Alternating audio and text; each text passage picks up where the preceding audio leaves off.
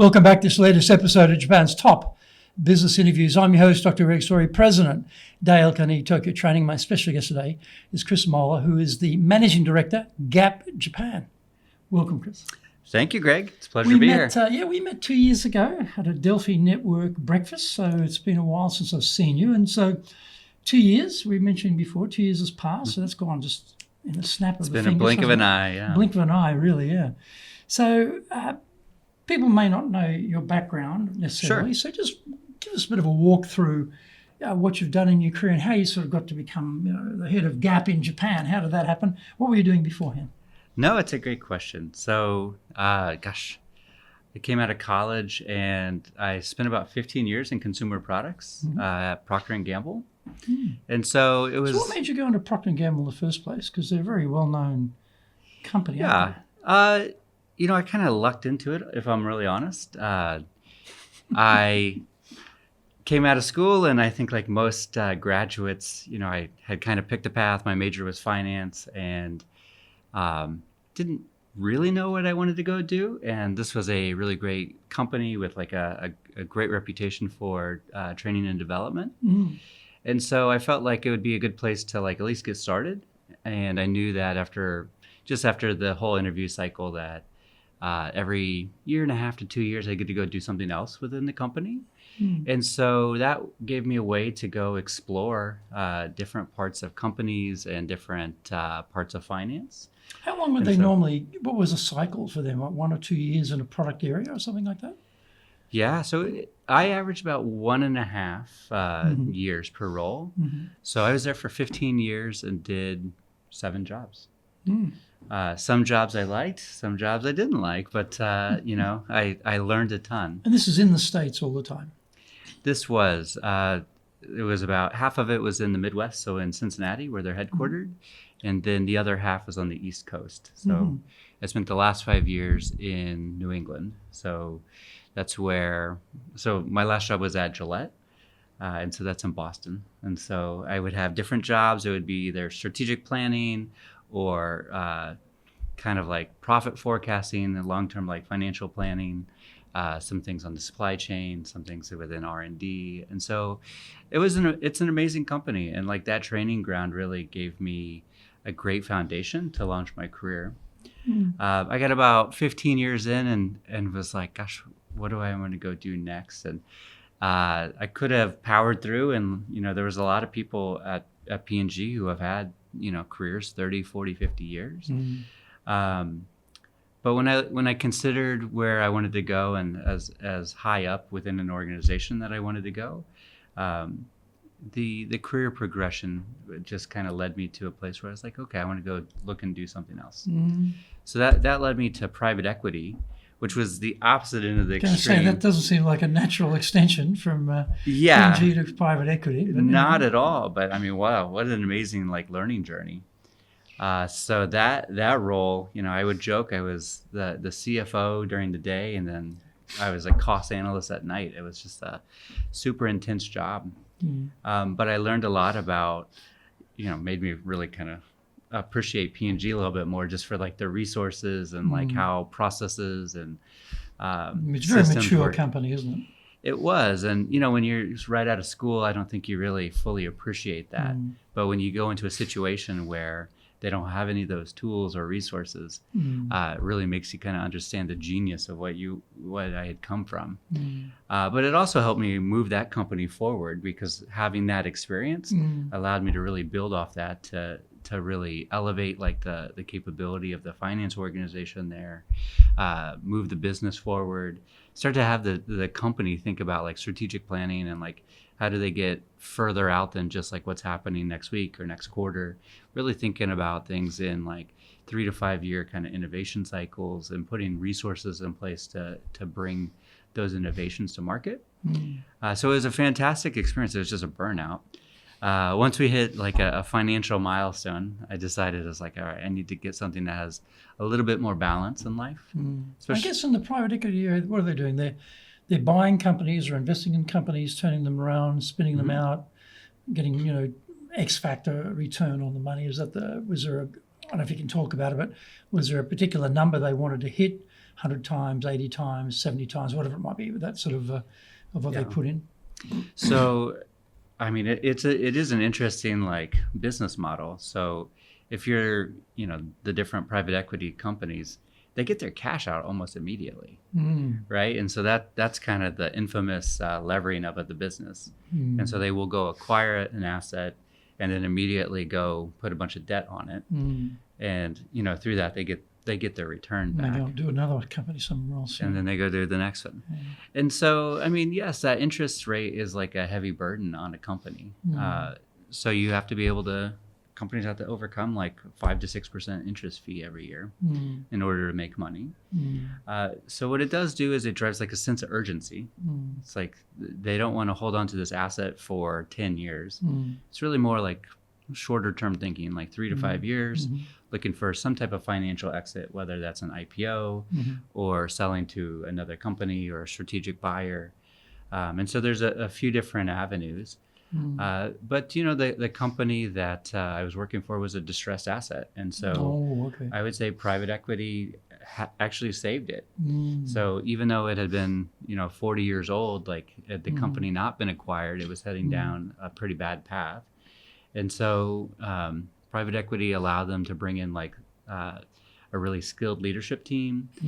It did have some funding, whether that was like for innovation or for marketing, capital that they wouldn't have had access to otherwise. Was it a Chapter 11 company they took out, or had gotten that It was far? on a path to Chapter 11. Okay. And so they did turn it around. And so like, again, like having the right leadership model, having the right investment, So there's a good side of it. There was a good side to it. Because often, It if gets you're a in a bad company rap. and you hear the word, oh, by the way, we got bought by a private equity company, no one's cheering and saying, get that champagne out and let's celebrate.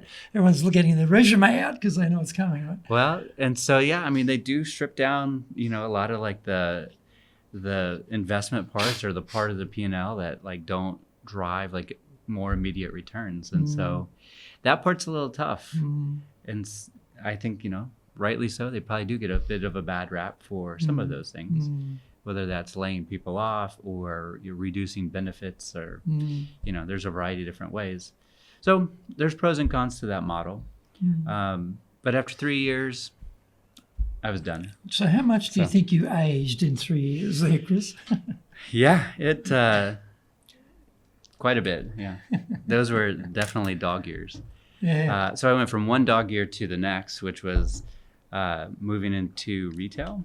So I never thought about going into retail, but it just kind of. And retail was Gap at that time? Retail was Gap, and so. Why Gap? I mean, there's tons of retail. You have no background in retail particularly, so you could have really gone anywhere. No, it's true. I think it was like a convergence of my personal interest and kind of like career pathing, like career development.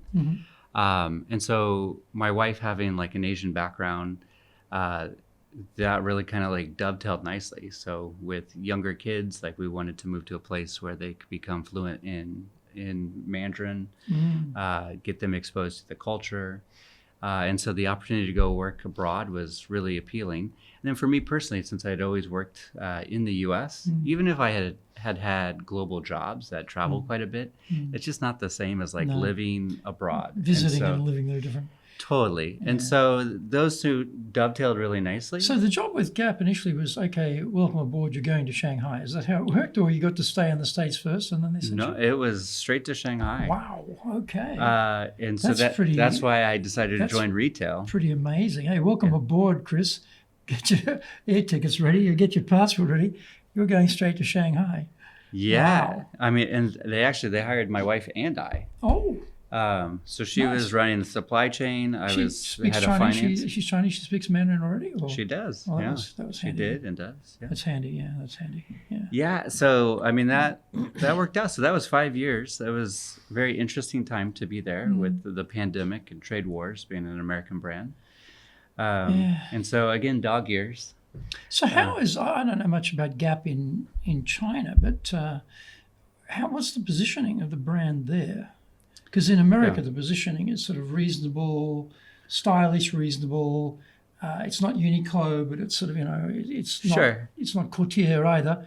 So Yeah. how did they position in China? Definitely mid-market. Mid-market. But I mean, China just has like the broadest spectrum of tiers, anywhere.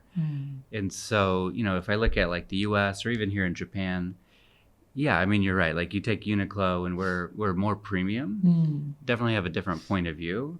And we had the same type of positioning in China, but was just, it's just so price sensitive there, so value driven. There's always somebody that could just do it cheaper, or you'd also come into a situation where people are dumping excess product into it, and that would just drive the value out of the market. But I guess there's also, I mean, cheap is cheap, but I guess for a Chinese middle class, of which there's a huge number of people when you look at it in any normal country terms, they don't want to have cheap as cheap. They want to show, hey, listen, we've done pretty well. We're wearing Gap. We're not wearing, whatever it is, some Chinese. And that's where we would something. play. Yeah. That, and then being a family brand. I mean, Gap is really like a multi-generational brand. Yeah. Which is fairly unique. And so because I know Gap Kids, right? I mean, my son was growing up. Exactly. We were buying him Gap Kids stuff, stylish. Gap and newborn nice, and kids, and so it's definitely a brand that mom trusts. And so as she's shopping for her kids, she's shopping for her husband and for herself. And so that's definitely a unique positioning and a competitive advantage. And so really leveraging that in China. What I found really fascinating about working there is, you have like the whole supply chain in your backyard. Yeah. And so that was very unique for Gap. Yeah, that's true, isn't it? Right, because of production, and they say that the quality of the work in China now is such that countries like Vietnam, India, etc., can't necessarily match the quality. Maybe they can be cheaper, but they can't necessarily match the quality of the Chinese. Somehow up their game, it seems, on actual physical quality control and their production. So that's quite interesting. Where it used to be sort of, cheap and cheerful, but they've sort of gone a bit beyond that now. Yeah, they've put a lot into automation and then really built on, decades and centuries of like know-how in the apparel industry. And so you're right, you can definitely get high quality product and you can get it super fast. And that was very fun from an innovation cycle. We went from like Global Gap, which is a very traditional model of 6 to 9 months, kind of like order to lead time type of situation. We went from that to 1 to 2 weeks. 1 to 2 weeks, 6 to 9 months down to 1 to 2 weeks. And we were slow. Competitors were going even faster. Jeez. And so you could really like read the demand, read the market, and like. So you're actually making for the Chinese market then? You're actually designing for the Chinese market. I take it, not worried about what's going on in the States. I mean, there's a relationship there. I mean, you're taking the lead perhaps, but I'm just saying that, you're localizing it to some extent. Absolutely localizing it. Yes, taking a lot of like the designs from the global, and tailoring and adding some of our own unique localized designs, but it still needed to have like a global brand aesthetic. It still needed to be an international brand. That was definitely a unique point of view in the marketplace. And so watering that down by going like super local, just a recipe defeats for the purpose, disaster. doesn't it? You're trying to identify as an national brand and becoming local Chinese brand. What's the point? Get some local Chinese brand instead, isn't it? Exactly. And so from that, you came here directly. So 5 years there, then came here. So why Japan? How did that get? You weren't sort of, kids have now learned, Putonghua, their Mandarin happening. Probably you've got your Putonghua happening as well. 5 years, and now, okay, we're going to do Japanese as well. So how does that work? Yeah, so to a certain extent, I had worked myself out of a job. And so just with the current like political environment, owning and operating an American brand in China just carries like a level of risk that the company no longer wanted to carry. And so they had asked me to find a buyer and to like turn it into a franchise market, which I did. So I was ready the last man there from the Gap organization to run it. To a certain extent. I mean, the nice thing was I was able, just the structure of the deal, I was able to hand over the organization and like the processes, just the whole overall business. So the owner changed, but I was able to take care of the team. So you didn't think about buying it yourself, get some partners and buy it together? I did think about it. It's just I don't know the practicality of it. But yeah, we had set up that business for success, and we've turned it over to a partner who is now continuing to be successful there. So in my current role, I still support them from an innovation, or like, are there things that we can do within marketing? You know, there's definitely things across Asia that don't necessarily need to go to like North America or Europe. And so having like, you know, those connections. So we still do that. But, you know, for why I came to Japan, I thought I had worked myself out of a job, and this role had become available, and it was appealing to You myself. said your and predecessors in the job, we were talking beforehand, that was in the same job for 10 years. So Yeah. if you're hanging around waiting for your chance, I'd love to go to Japan and run Gap in Japan, you could be waiting potentially a long time. That's and true. Finally, when the opening came, you're probably not going to come back in a hurry again, right? Everything just lined up really nice. Nicely, yeah. Yeah, and you know, it worked out for my wife in dual career planning. She no longer works for Gap, but you know, so that worked out. And yeah, for myself, career-wise, able to go work in another market was interesting. This role really is like an APAC type of role. So I also oversee Taiwan. Oh, okay. I oversee the franchisees in every other place except for China. Right, okay. And then, like I said, I work with China as well. So the role's a little bit bigger and more broad. Bigger role, yeah. Yeah, so that made it appealing. And I guess too, you know, in many ways, Japanese market is one of the most sophisticated in the world, period, and particularly in Asia because of the quality standards here, the aesthetic. Japanese prepared to spend money. You know, they like certain brands; they'll support them. So it's a good market to be in. So you've been in the job now 2 years. So were you able to bring anything from your experience in China in terms of running teams there to here, or is it just so completely different? It's like start again. I mean, I have brought some things. It's more from a process perspective. I'd say the ways of operating, the culture, I mean, quite different. And so really like understanding how to be flexible there. Some of the things that I brought, I would say, are more on like the innovation process. And this was really pounded into me from like P&G. And so really understanding that, like being very clear on who the customer is. So everything about them, where they live, their interests, what do they do on the weekend, like, you know, psychographic, demographic, like really clear understanding of who the customer is, and then putting an innovation cycle around that. And so that strategic planning, so that you understand like what are the needs she has to have met, understanding like how to service her in a more effective way, and then putting like initiatives and projects in place to go serve that. So in both China and here in Japan, like those things were missing. And so bringing that kind of like I find mindset. that interesting, you know. I mean, the Gap's been in Japan for how many years now? 30 years this 30 year. years. So you have to ask yourself, hang on a minute, they've been here for 30 years. How could that be missing? What have you guys been doing here for the last 30 years? So that's a bit curious to me that it wouldn't be in place already. I couldn't agree with you more. And so a lot of that is toned from the top. And so as overall management across the company has changed, it had really swung around a bit. So when I first came to the company, it was all about like, what product do we have, and like how do we like improve our product quality? What do we sell last year? How do we like improve upon some of those deficiencies?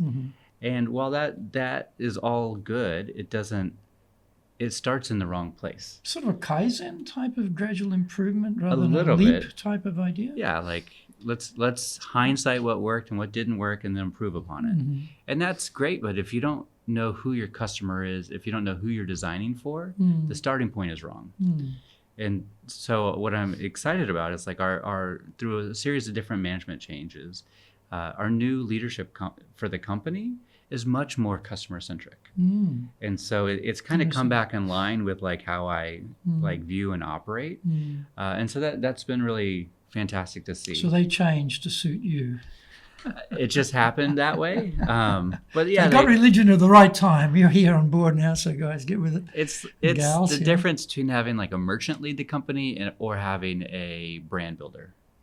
So in terms of leading the team here, I mean, where I was going wasn't so much in terms of the marketing and the consumer end buyer. It was more around leading a team, because this is a theme of this podcast is on leadership. Although I like to stray into other areas, as you see, quite happily too. But in terms of, say, leading a team in the States, leading a team in China, coming to lead a team in Japan, were there any things you could bring from those previous experiences you found worked well here? Or when you got here, was it a case of, okay, Japan is so different, none of that stuff applies, and I'm going to have to figure this out? Which way did it go? It's a bit of a mix. Mm-hmm. And so when it comes to like building and developing teams, I felt like a lot of those things were able to be reapplied from my experience. Mm-hmm.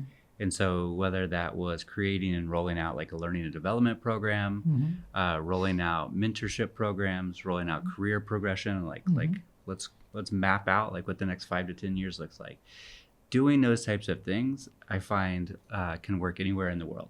And actually, like, I find that employees appreciate that, and they give companies a lot of credit when it comes to being very specific about how you're going to grow and develop them individually. I'd be surprised, though, because, again, you said 30 years in this market. You would, as an outsider, assume it's there, I right? would expect that, the people development components are there already, well established, and it's a matter of continuing those. It sounds to me like what you're saying, though, is that you needed to come in and make some changes there, or ramp it up, or I'm not exactly sure how to describe it, but I'm a bit surprised that was actually something you needed to work on. So I think a lot of it just died during COVID. Yeah. So as they were trying to pull out funding and cost save, and by the time I came here, like they had not been reinstated. And so I found that to be very common. Now, what was much different was kind of like working through, like on the business side, how to get work done. And, there, to your point, there's big cultural differences, US, China, Japan. Coming from China, where we would just get things done super fast. But it wasn't fast and break things, and then we'll fix it on the way type of thing. Exactly. We would fix it, but it wouldn't be executed in the highest quality. It was very toned from the top, and we're just going to do, regardless of if it makes sense or not, we're just going to do it. But I also had to like check, like every piece of it, checking all the time. And the team in China was very junior, because of just the nature of that business or that country. Yeah, the turnover was much higher. And people would work their way up through their career just by job jumping. Yeah. And so that was just standard. There's a few more yuan over there, so sayonara, pretty much. Zaijian, I'm over there now, right? Very much so. Yeah. And so, just having a less experienced team and a team that, it just turned, you had to check what they were doing a lot more. Right, interesting. But, in a time like COVID where there's mass volatility, that was also a big strength. Probably a good thing too, yeah. So I came to Japan, and things move on a much slower, more methodical careful, cycle. Procedural, no defects, no errors, no mistakes, Correct. Ducks in a row, everything lined up, then we go, yeah. And so I've seen different leadership styles over my career, and you have some, that are much more of a dominant type of personality who will come into any situation and be like, okay, this is what's worked for me in the past. We're doing it this way. And so, you come into an organization. So Gap has about 4,000 people here. And so I can ask 4,000 people to adjust to me, or I can adjust to them. And so my own personal style is to be much more flexible. And so really like taking time to understand how people work, how do they think. Is that a function of your personality, Chris? Is that if you basically, it wouldn't matter where we plonked you down in the world, that'd just be a function of your personality? Or was that a reaction to what's going on here, the Japanese culture, thinking about the people? I mean, why did you take that approach? I actually do think it's just personality. Because I would say that type of personality would be very suitable for Japan, actually. More collaborative, less aggressive, less loud. if I can put it that way. Yeah. Less American loud is probably a good thing in Japan. I mean, it has worked so far. Yeah, I'm sure it has. But yeah, just being flexible. Like when I was in China, I had to be much more vocal and much more demonstrative just to get things done. So it's really, you know, as a leader, like understanding how to flex to the situation. And so with Japan, it's been a really interesting few years. And, you know, what is the strengths of the organization, and I think in the culture, is like really doing like planning very well and then executing that plan. So it takes much longer to get everybody like rowing in the same direction. But when they are all there, they execute beautifully. They do well, yeah. And what about, for example, you've got to get people engaged here to follow you. Yeah. And they've had your predecessor for 10 years. So I can imagine that's become a cult of the leader and their idiosyncrasies and their preferences and personality and communication style. And everyone's just molded to that for 10 years, for sure. And then, I don't know, I don't remember your predecessor actually, sorry. But you turn up, so presumably you're probably maybe a different type of personality. So you've got to get them to get behind the new person. And I think if your style is less aggressive, it's probably easier for them to do that anyway, just naturally. But what steps did you take to get people to engage, to follow you? Yeah, I did a few different things, and a lot of it comes back to like servant leadership. Okay. And so whether that is, you know, working in the stores once a month, just so that people see that I'm happy to roll up my sleeves and, you know, get in it with people, whether it's going out. You still do that? I still do that every month. Every month, once in the stores, okay. Yeah, and whether it's doing stickers for markdowns or cleaning the cafes or vacuuming or steaming, like it's a little harder to like do customer facing things with the language barrier. But I think people see that and they appreciate it.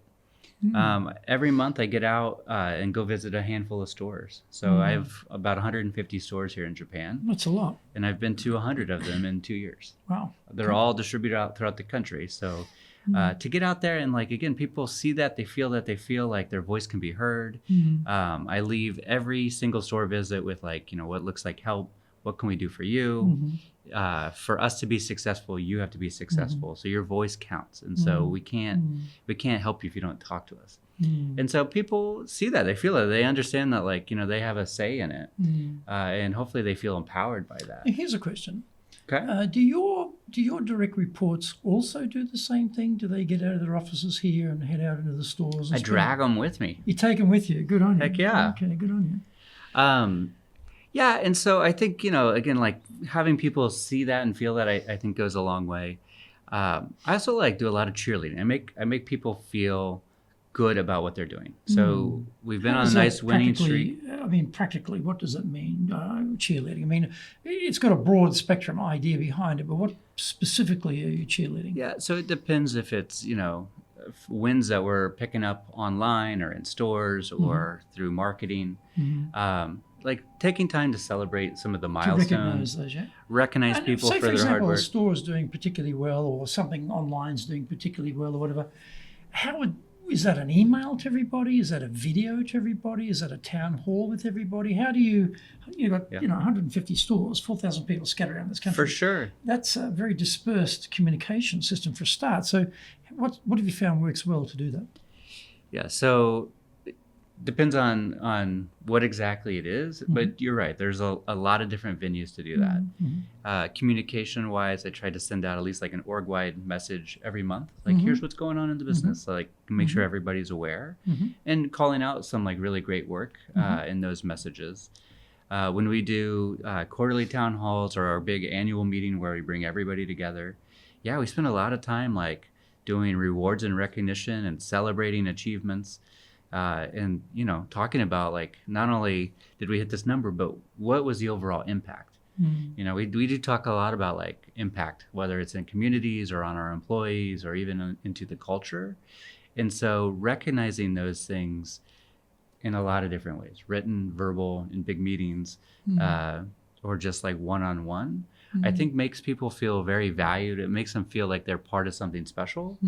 And, through that, I mean, you start to see culture being built around that. It's an interesting story. I had Nakashima-san, who's the chairman of Capita, which is very famous for their mayonnaise here. And he told me that his father-in-law had been running the business before him. He's married into the family. And he kept the tradition going that every month they send a note to the parents of the employees. Wow. And they tell the parents what's going on in the company. Very, summary, just like this. Sure. And because it's seasonal gift giving here in Japan, at the seasonal gift giving time, they'd send small sample products to the parents. And the children, when the children got to go to primary school, or they first started school, maybe it's probably pre-primary school, every child would get a pencil with their name on it of the employees. Sure. I was astounded when he said that. I was like, wow, that's wonderful. Else. I mean, really. Because, in Japan, the parents have a big role in young people's career development and staying with companies and changing companies and whatever. And so I thought, okay. And they've been doing this for a long time. It's not like suddenly just recent. It's been going for a long time. Decades of this stuff, building that strong talk about building like employee loyalty. Yeah. Right? And it goes, to your point, it goes deeper. It's multi-generational. So there you go. Email to the parents. Chris, think about that. I love that. That's great. It's an email, right? How hard can it be, right? Exactly. How hard can it be? But anyway, the thought is there. Yeah. So in terms of other things that you found worked well to get staff engaged, recognition, of course, of visiting, being in touch on the ground in the stores, listening to people. Anything else you found has worked well? So another thing that was like kind of atrophied through COVID was just basic team building. And so I call it like forced fun. But quarterly having every like manager of people, every function, like it's an expectation that they are going out to lunch or going out to happy hours or cleaning up beaches or doing volunteer events. So getting people involved with each other. We still are in a hybrid work environment, so we're not back in the office 5 days a week. Okay, what are you doing? What's the split? So we ask people, we ask people to come in twice a week as a minimum. And we have really high compliance to that. And so when people come in from an engagement perspective, they should have like one-on-ones with their boss or like team meetings. They should come in for learning and development programs or volunteering or, there's give them reasons to be here, to be engaged, get that like personal one-on-one kind of communication and feeling. And so we found that to work really well.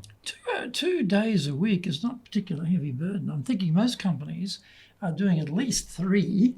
So is there any thought process there about why it's 2 and not 3? I mean, it just comes down to the physical practicality. Okay. So during COVID, we had more office space. Through the pandemic, we got rid of a few floors. Okay. And so today I only have capacity to do that. Right. And so we are exploring different things. But it's a balancing act. Our employees aren't eager to come back 5 days a week. I mean, they appreciate the flexibility. If we were sensing across the leadership team that we were losing in the market or if we weren't innovating as fast, then we would like be more urgent about like trying to fix the situation. Is that just Japan or is that across the world for Gap? That's just Japan. Just Japan. So in the States, what are they doing there? The States, they're going back to 5 days a week. Yeah, and so it is unique where, you would think about like, traditional Japanese work ethic, like they'd want to be in the office all, 5 days a week. But in this situation, like we're still having a lot more flexibility than in the US. And you haven't found any decline in esprit de corps or teamwork or communication with people out of the office 3 days a week? So far, we've been figuring it out, and it's working just fine. Like employee engagement scores have been like rising consistently the last 3 years. Have they? Okay. And so I think that they see what's going on around the market, and they reward us a bit for having this type of flexibility. Now, I would like to maybe get to 3 days, maybe 4 days a week, or at least give people the option, so have enough capacity, make the headquarters exciting enough that they'd want to come back. Trouble is when you cut the space and save the money, then you got to add the money back. That P&L cell that's now reduced, that money has gone somewhere else. It's very hard to put it back in. You got that right. The genie back in the bottle is not that easy when you do that. And it is not cheap in Tokyo to add space. So it's a balancing act. And so as the business continues to grow and do really well, if we can hit our long range plans and continue to grow it to a certain size, I think we will have earned ourselves into some new space. What about idea generation? Because you come from P&G, private equity, China, vast array of experiences to this job. And so you bring with you, I'm sure, lots of insight and ideas and aspirations for what can be done. And often, as the leader, we can really drive those things from above. And I'm sure in China it was very much a top-down. Sure. That's normally how it works there. What about bottom-up here? What about getting ideas from below? I mean, you're in the stores, so you're listening to people. I'm sure ideas must be coming up. But apart from that, what have you found has worked well to capture ideas from the team and start applying those in the business? Yeah, it's interesting where innovation starts in Japan. You're right. When I was in China, it was all, to a certain extent, as a leader, it had to be my idea, and then we would just go. Especially if they're young. Especially if they're young. If they're young, I mean, it's going to be, someone's got to have the grey hair and the scars, to work out what's going to happen here. There I would use a lot more different networks. So kind of like Delphi, but in Shanghai, to just kind of understand what's happening across the market so that we could I could bring some of those ideas and reapply them in. Japan works totally different. I find when I try to dictate ideas top down, the organization kind of chokes on it a bit. If you want to be successful as a leader, do the Leadership Training for Managers course. All companies need people who can both manage and lead. Leading people screams out for real skills in communication, dealing with all different types of people, being excellent at innovation, planning, delegation, handling mistakes, doing performance reviews really well, and inspiring and motivating the team.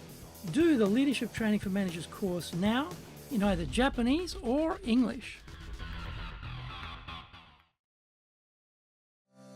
Leading is easy.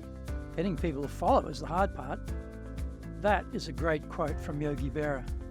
Surprisingly, despite the complexities of leading here in Japan, everyone has to work it out by themselves. Foreign leaders want practical, applicable, expert advice. This is now available for the first time in history.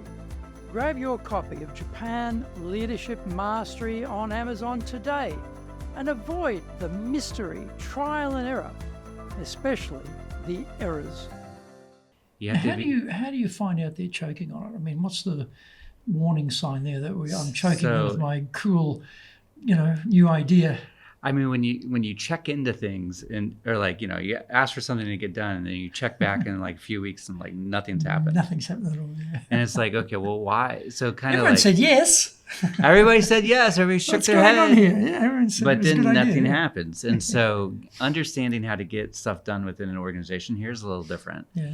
And so, I have some pretty entrepreneurial staffers, especially within my stores. And so I've learned okay, how do I plant seeds with them or kind of get them thinking about it and then have them run with it. And so they are much more effective of getting the whole team moving and really putting those ideas in getting the energy behind them. And so I don't know if it's a language thing or them just understanding the culture or they've been here for 25, 30 years and just have the relationships to do that. So kind of understanding just the inner workings of the organization has allowed me to start to move a lot more things forward at a faster pace. But I came from Shanghai and had this mindset, and this is part of like me having to be flexible and adjust. My first few months here were definitely like trying to push things down and checking on things all the time, and the team was just like, this isn't. It was clear that it was a culture. Shanghai kid has arrived in town. They're like, this isn't China. So, we've gotten to a good place. And again, it's just kind of like be flexible, understanding who and how to get stuff done. Because you can get stuff done in Japan. I know, I meet with some of my counterparts in different networks, and, they are like, oh my gosh, if I don't have the idea, nothing will get done. I don't believe that. I think it's also a function of how ideas are generated. I had a boss once who was ex-military, and his idea of idea generation, he'd have the whiteboard pen. Okay, give me some ideas. Oh, we tried that, didn't work. Oh, that's a stupid idea. Yeah. But of course, within 10 seconds, everyone's staring at their shoes. They don't want to make eye contact because they're getting fried. Just getting meltdown here on their idea generation has killed everybody. And you see that doesn't work. But often in Japan too, depending how you do it, if you call for ideas in Australia, where I come from, no problem. People put their hand up. They don't care about anything. They'll let it go. But here, okay, who joined the company before me? Who's older than me? Who's a man? Who's a woman? Who's got higher status than me? And they're all self-calibrating where they fit into the picture. They're reading the air and all that. I should defer to so-and-so and so-and-so to speak first because I'm down here and they're up here. And so also, like anything, you probably find the three most extroverted or most assertive people, the most bolshy ones who get all their ideas up on the whiteboard, and the others, the silent minority, deeply thinking about ideas but not venturing forth with anything. And so you don't ever get the sweep of ideas. We have This is very true. We have a particular program we use for companies on how to do brainstorming that gets the women, the quiet people, the deep thinkers, takes out the status, strips out all of that other stuff, and you get all the ideas. And when you do that, there are lots and lots of really good ideas. And the idea that, the Japanese can't come up with good ideas is completely false, in my opinion. Having seen this procedure work so well, when you take out all barriers to having ideas come through, you get some great ideas, actually. Yeah, I've tried a few different approaches. Yeah, I tried the whiteboard, and it was very quiet and awkward. So then, I got a few ideas, more senior people. Then I tried to everybody just write it down, and we're just gonna push it in the middle so you don't know whose idea was what. That worked a little bit better. Yeah, a little bit better. Yeah, I tried to just go around, everybody's expected to have one idea, and that just becomes awkward too, because then they start to group think off of each other. Well, the thing is, they don't want to disagree with each other. If someone says something and then the other person has a counter idea, it looks like it's a criticism. So, actually, I can't say my idea because it's opposite to their idea. Somehow I've got to fit in with their idea, but I actually don't believe in their idea. I've got my own idea, but I'm not going to voice it. So I'm going to say mine in such a way that won't offend anybody. Japan's a country of accommodation, and cheek by jowl, mass urban environments for centuries. They've learned how to get on with each other, not kill each other in the process, So they've worked out some things pretty well. I think that works well. In terms of, I think it's the same everywhere. Building trust is a vital thing everywhere. Okay. Absolutely, everywhere. I mean, nothing special about Japan, except somehow, I can't even articulate it properly, but somehow I really feel in Japan that trust is more important than maybe other cultures. It's important everywhere, but somehow here it seems to be even more important. So what have you found worked well to build a trust with the team when you came here? Yeah, I think it's similar to what I was talking about earlier. So servant leadership, really showing that. So maybe explain that. I mean, this is one of those buzzwords now, servant leadership, catchphrase, whatever you like. So some people may not have read the book or may not know exactly what that means in practical terms. They may have heard the terminology, But in terms of you as a leader, as a servant leader, what practically do you do to demonstrate that?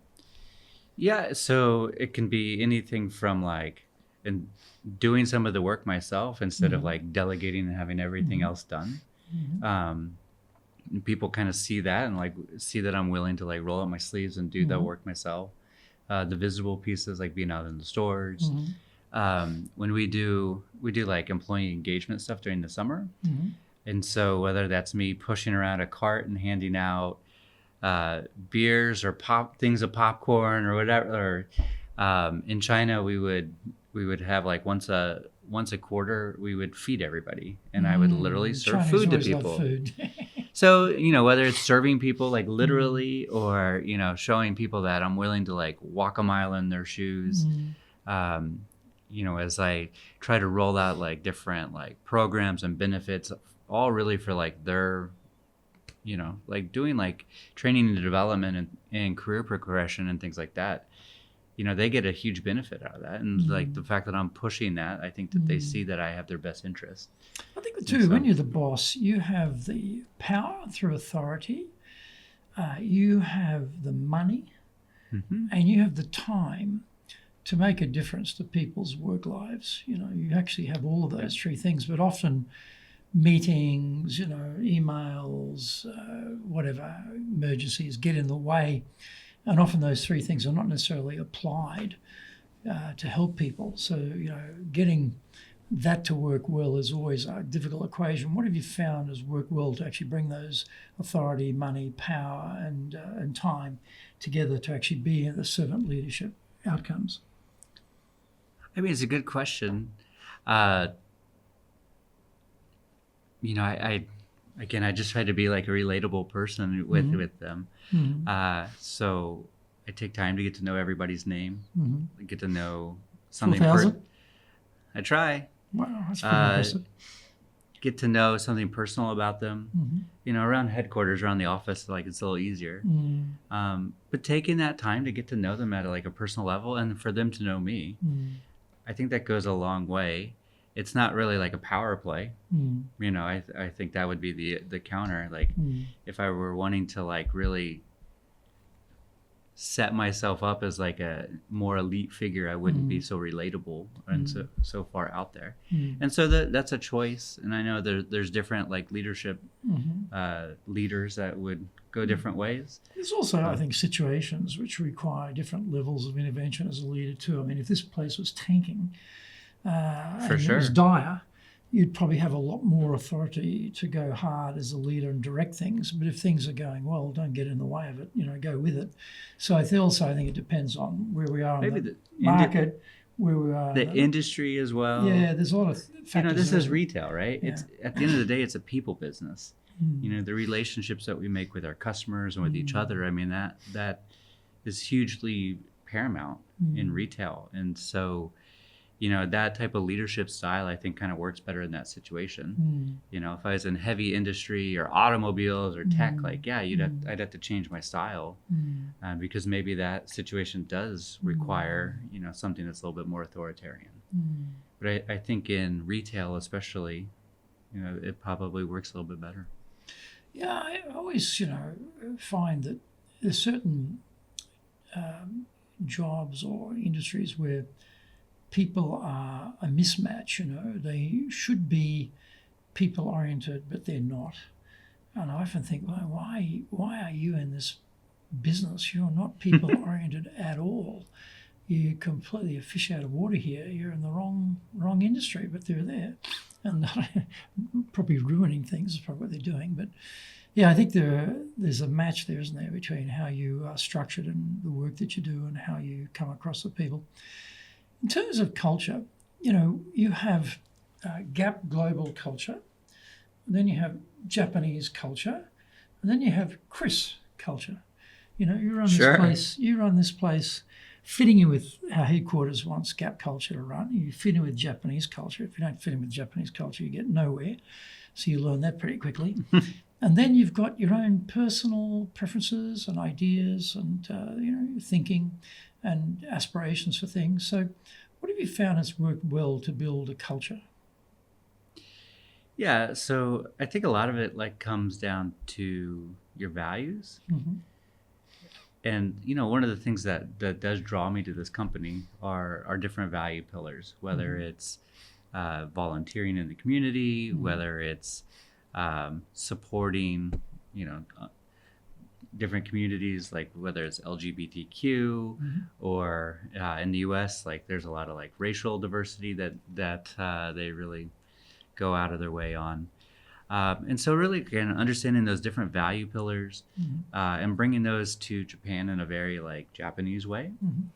And so, where we think about like diversity and inclusion is just different than in the US. Mm-hmm. So we do quite a bit with like ageism. And so I thought it was fascinating when I moved to Japan that at like you have this very like rigid like employment structure, and then somebody turns 60 and like you can immediately demote them or let them go, Or cut their salary or cut their salary by a massive amount. Yeah, it's just interesting. I mean, like people are living till their it's 80s and 90s, right? It's so employee protected until you get to that age. Yeah. And for Gap, like we either didn't know that was a rule or we just ignored it. I seem to think that, or I hope to think that we just ignored it because we think it's not right for society. When you say it's a rule, do you mean? We see a lot of like local companies like employing like right at 60, they have policies where they will start to. It's not a governmental policy to do that. That's certainly a But company the protections run out. Well, I mean, a lot of it's economic, because Yeah. in companies, as people get on an escalator system of age and stage, and salary goes with it. Suddenly, when people weren't living as long, you got a bunch of old people, supposedly old people, Okay. who are very expensive, and so it's like it's a bit like Santander. When I worked for Shinsei Bank, they were bought by Santander, and I went to Santander City in Madrid, outskirts of Madrid, and I met the guy who was the head of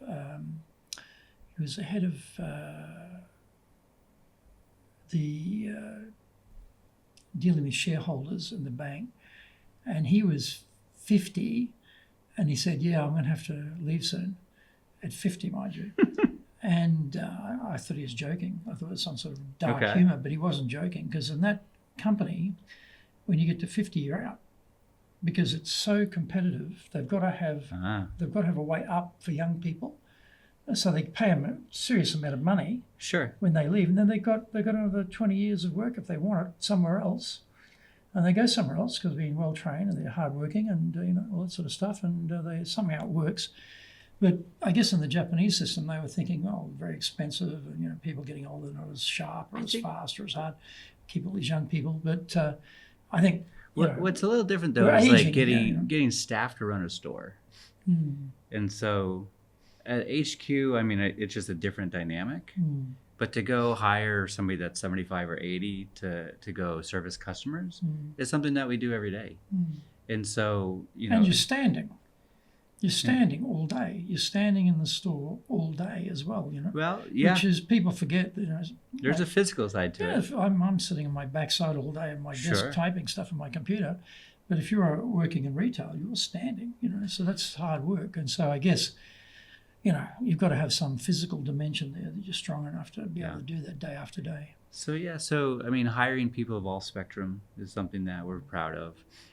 We do a lot with women in leadership, which is just not as big of a focus in the U.S. I mean, it is to a certain extent, but in Japan, it's a very unique problem within society. Well, a lot of retail companies have, majority of the staff are women in the stores. Sure. And the majority of the leadership at headquarters are men, and you don't see the women, making it up the ladder. But how about here? How have you gone about it here? We've been rebalancing it. We've been on a multi-year journey, and we still have a long way to go.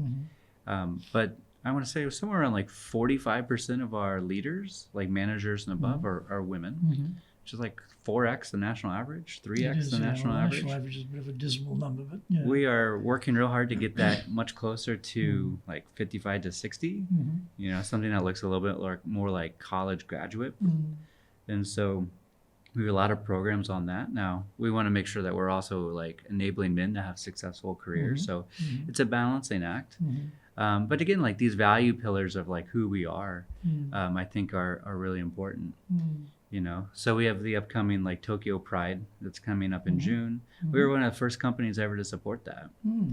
And so we're excited to be back in Yoyogi this year. When we look at when you say because it's come back or since COVID you're talking about, or you guys dropped out for a while, or? So it did drop out during COVID. Right, like okay. didn't have their parade for a few years. We've been participating throughout the rest of the country. For one reason or another, we just didn't get organized last year. Okay, right. And so this year we're going to be organized. Right. So excited about that. We were one of the first companies to do volunteering. And so we make that as part of like our expectation of employees. So that means what? Do you give them a day off a year or something to go and volunteer, or a couple of days off a year? How does that work? So it can be part of like their quarterly team building. We do a volunteer drive every year in September and October. We will create like different like opportunities for people to volunteer, and they can volunteer once or they can volunteer 10 times. As long as they're still like delivering like, you know, their basic expectations of their job, they can volunteer all that they want. And so really like enabling that, and we will still pay them for, especially the store employees, for going out into the community. Right. And so just really making it part of who we are is to, you know, impact our communities in a much more broader way than just making sure they all look really great in their new clothes. Well, you've been here 2 years now. So if someone rang you up and said, hey, Chris, you've been in Japan, you know, you've been running the company there, you know about Japan. I've been going to be sent by my company to run my organization in Japan, but I don't know anything about how to be an effective leader in Japan. What advice would you give them? Don't do it. No, I'm just kidding.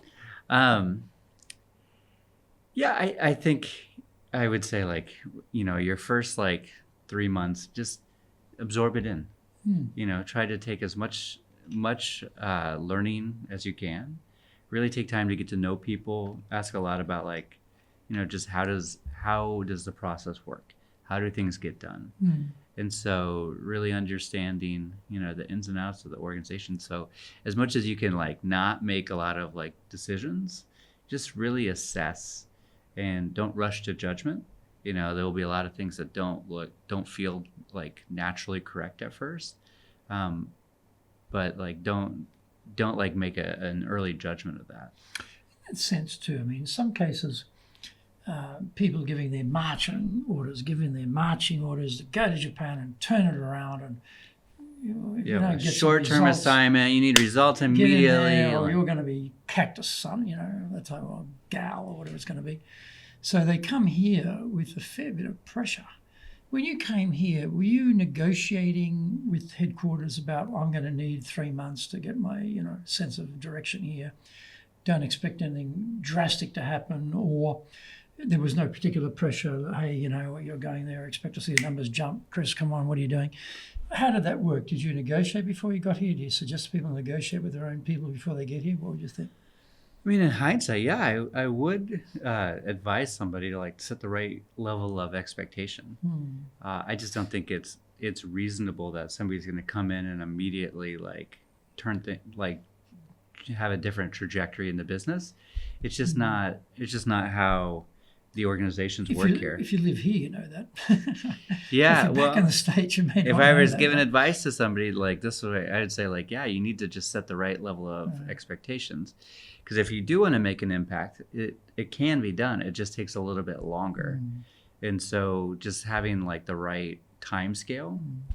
And then I would also tell people like, don't come in and expect to have like, you know, a huge number of different initiatives and big wins. Like really focus on the top 1 or 2 and like, you know, those big ones, I think, or you can get the team working on and going in to deliver. But if you have like 20 different like priorities, it's just not going to happen. Yeah. And it's not going to happen on like a short time scale. So I would absolutely advise that. Luckily, like I came in and I was just given that latitude. But in hindsight, I probably should have negotiated a little bit more. But I had a really great manager at the time who had been working with the Japan team for a while.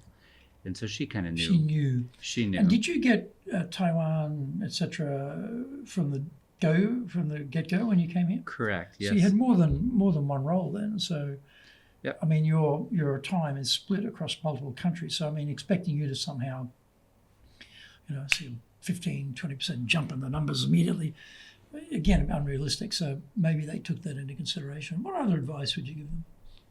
Yeah, I mean, just take your time, enjoy it. I mean, I'd say when you go work abroad, there's a personal side to it. And so Japan's a really amazing place. So take time to learn the culture, go travel the country, Tokyo is an amazing city, but it's not representative of the whole place. And so if you really want to be successful here, you need to take time to understand the history, the culture, get to see the different because you've got 150 stores scattered around the country. So you go down to Kyushu, or you go to Hokkaido, or you go to Shikoku, or go to Okinawa if you've got something in Okinawa, etc. It's totally different. You get out in Nagoya is so different, Osaka's so different. So yeah. So if to really kind of personally grow in these roles, you need to immerse yourself in the situation, and actually that helps you become a better leader, helps you drive a better business. And so I do see some of the other counterparts in other expats within Japan. They come and they work around the clock, and they never the weekend is just meant for sleeping. And so I feel like they're missing out on a huge amount of that experience, and that probably doesn't help them be more effective, because they're missing some of the broader parts of why it's important to come here. Yeah. And so I don't know, are you studying Japanese? Are you working on your Japanese? I am. Yeah. It's a labor of love, but I'm trying. You learnt Chinese, which is, grammatically it's similar to English, noun, verb, object. Yeah. The pronunciation's a bit of a nightmare compared to English. The tones are tough. Tones are just, but no Chinese kid is given a grammar book. They grow up hearing this is that, and that's how it sounds, and they record it. Yeah. But as adults, foreigners, we've got to learn it word by word. It's a bit of a struggle. But would you recommend they learn Japanese if they come here? I think learning at least the pleasantries and some of a few key phrases, I think is important. I do it partly to kind of enamor myself with my team. I think that there is something, again, kind of servant leadership, or there's something that if they see that their leader is trying to learn the language, that feels like, okay, they're in it with me. There's something really authentic and genuine about that. And so even if it's just a few key phrases, to open up a meeting or to close a meeting, or when you're meeting different leaders throughout the country, I think it's really important to be able to rattle off a nice to meet you type of greeting. And so I would absolutely recommend that somebody, even if it's just getting on Duolingo for 15 minutes a day, I think there's a lot of value that brings. I think about it today, you've got apps for reading characters, you've got so many opportunities to study on your own. The technology is with you, I was using Google Translate a few years ago, and it was horrible. And I just gave up. I said, this is crap, I can't use this. And then just for a giggle, someone sent me an NDA in Japanese. I said, I'll put this thing in Google Translate, see what I can do. I was shocked, absolutely shocked how good it was. I couldn't believe it. I said, wow, this has really improved out of sight. So the whole thing around being able to take, written Japanese into English now is just from AI's point of view is phenomenal change. It's true. Phenomenal change, and so, I still like to read the Japanese original just to check, but not every article is that critical, in these things, but yeah, the technology's improved. So any habits that you've built up over the years from a work point of view? You talk about, don't work so that you're sleeping all weekend, so you're missing out what's going on here. That's a certain time control, energy control. But any things you've found that work well for you from being effective in work? Any good habits you'd recommend to people? I am, I mean, this is very nerdy to say. I'm huge into like to-do lists and like really like listing those out, keeping those in front of me. Every day I start out with like, all right, here's what I'm going to accomplish today. Understanding like where my busy calendar is going to be. So, all right, work's got to get done, you know, in these spaces, and then just staying very like disciplined to make sure that that's how it gets done. So, you know, and then at the end of the day, looking back at it and like checking things off the list, I think kind of gives you a little bit of like personal satisfaction and closure. But yeah, just keeping those priorities. I do a pretty good job like on a quarterly or semi-annual basis of like making sure that I'm kind of like helicoptering out for a minute to lay out like here are goals and priorities that I want to accomplish in the coming quarter or the coming like year. And so just being very, very goal oriented is something that has been a really healthy habit that I created early in my career and continue to do. When you're doing that list of tasks to be done, are you prioritizing that list and following the priority list? I do, and a lot of it's kind of just based on due date. But yes, I mean that's one way to do it. You know, it is kind of always interesting to, you know, you look back after a week or 2 weeks, like to your point, like how did you sequence things and like why did it get done? Was it because of deadlines? Was it because of passion? Or was it, you know, the stuff that gets done last? Was it just that I just didn't want to go do that? And so understanding what we call that positive procrastination. Yeah, it's like what did I enjoy working on versus what did I just have to get done? And so I think that that's always interesting as well. Now I think there's always like some pride there too. It's like, all right, I didn't want to do that, but I got it done. You know, but it can also be like, all right, maybe I should like figure out a different way to get this stuff done or delegate it, or maybe there's a way to use technology different to get it done. But yeah. How do you manage stress? Have you found any good techniques for managing stress?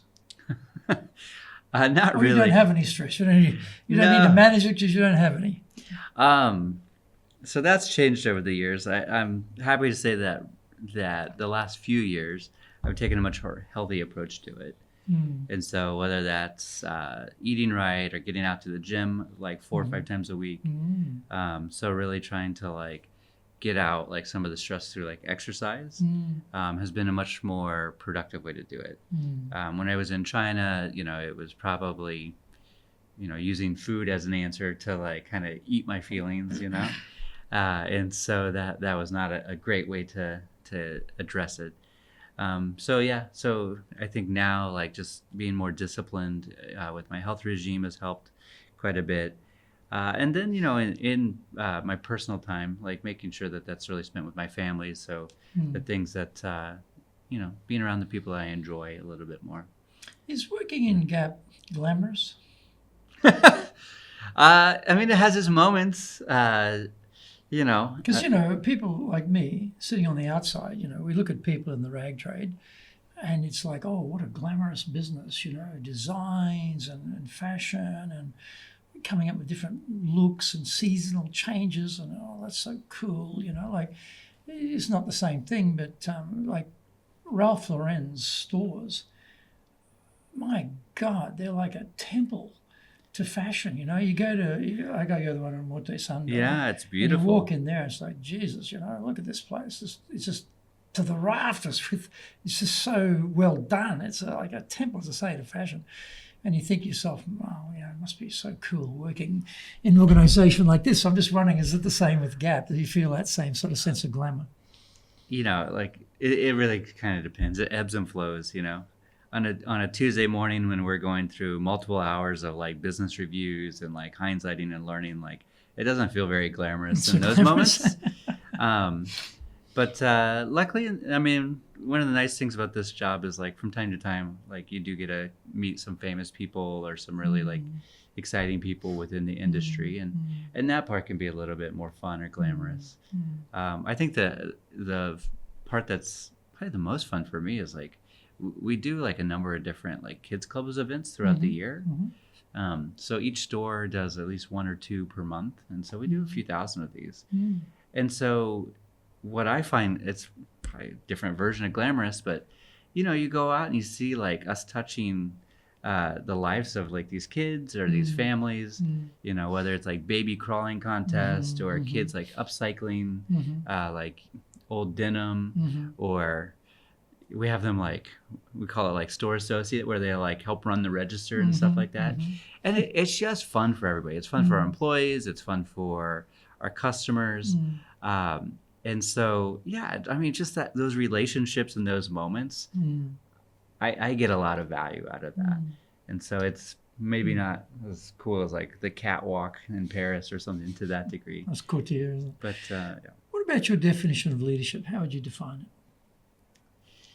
Yeah, I mean, I think Webster's would probably say it's just like leading a group of people towards a common goal, which is probably true. But I think leadership is more about.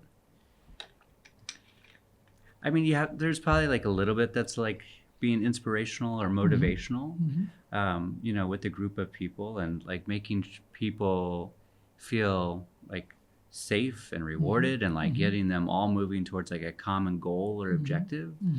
That's a real art. Especially, people being people have like their natural tendency is like, what does it mean for them? And so how do you align those interests and how do you kind of align those resources to get things done and to like really do that towards like that common goal? And so I think, there's all types of different types of leaders and they can all be effective, but at the end of the day, it's like, what was the outcome that you were able to go deliver? Well, Chris, it's been fascinating. Thank you very much. Thank you, sir. Appreciate it.